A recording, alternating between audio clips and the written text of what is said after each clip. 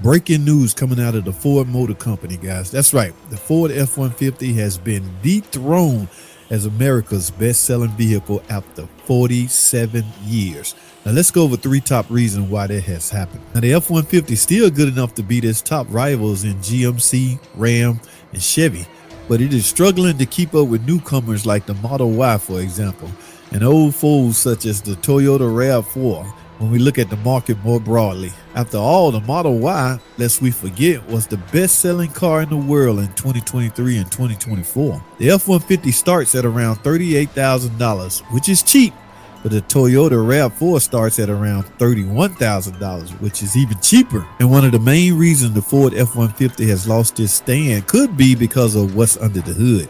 That's right, guys. Until recently, every Ford F-Series truck had a V8 in it. That's no longer the case. But even though customers seem to appreciate the V6, sales numbers confirm that the jury is still out regarding the F-150 Lightning, which is the electric version. The F-150 Lightning has been underperforming, not just against direct rivals such as the Cybertruck, but in absolute terms as well. The situation is bleak, so much so that Ford decided to pause production for around 2 months between late 2024 and the beginning of 2025.